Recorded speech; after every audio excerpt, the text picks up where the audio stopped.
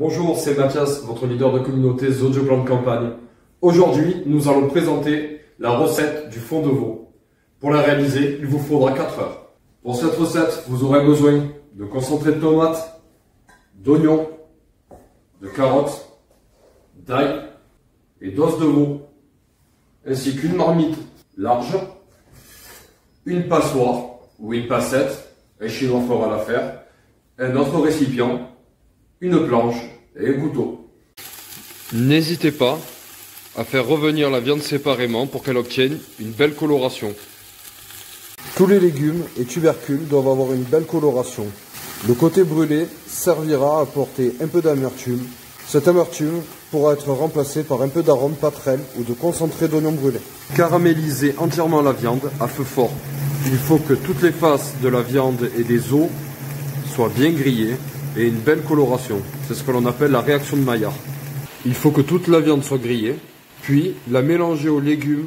Ne pas hésiter à continuer à caraméliser. Cette option est cruciale pour obtenir un fond brun coloré et concentré. Une fois ces étapes réalisées, il va falloir ajouter de l'eau jusqu'à hauteur. Il faut que l'eau recouvre tous les os et tous les légumes. Faire bouillir à feu moyen, sans hésiter à décrouter tous les sucs qui se seraient collés au fond de la casserole. Cette opération permet de faire remonter les caillots de sang et les autres impuretés que nous ne voudrons pas dans notre fond brun.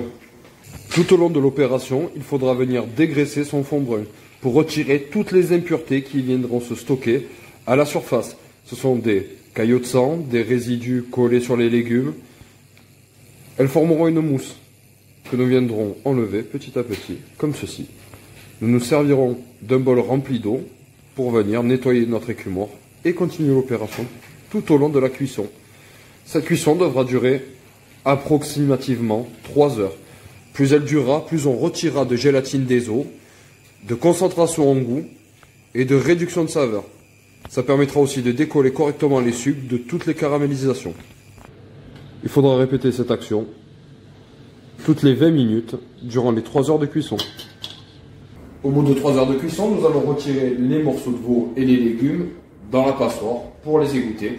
Nous les jetterons ensuite. Nous conserverons le bouillon qui, lui, est concentré en arôme et en saveur. Ces sucs-là seront de plus en plus concentrés au fur et à mesure que le liquide et l'eau s'évaporera. Donc, selon la recette, nous obtiendrons des concentrations différentes.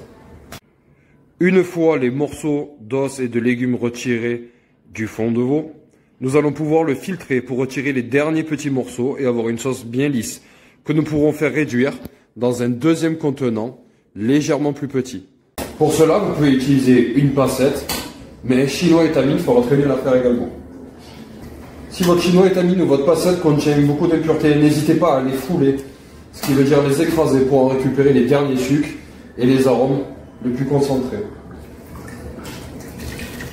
Le fond brun se catégorise en 3 sections. Il y a le fond brun dit classique, qui a une texture liquide et légèrement nappante, que nous obtiendrons suite à cette réduction. Le demi-glace, qui est un gel ou une gelée, suite à la concentration de ce fond brun. Ou le glace, qui se présente sous forme de cristal ou de bonbon, suite à une réduction extrême du fond. Au fur et à mesure de la cuisson, nous allons voir notre fond brun s'assombrir. Cela signifie qu'il se concentre en goût.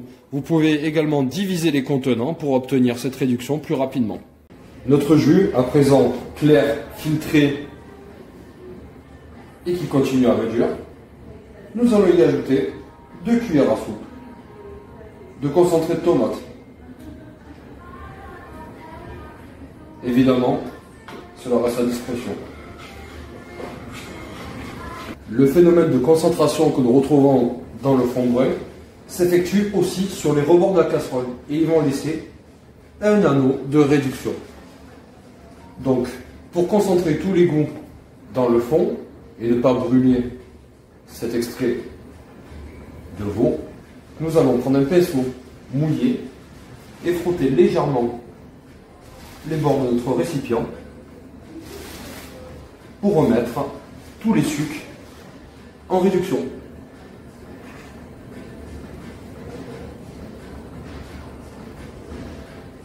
Cette étape sera effectuée plusieurs fois jusqu'à réduction complète du fond de veau.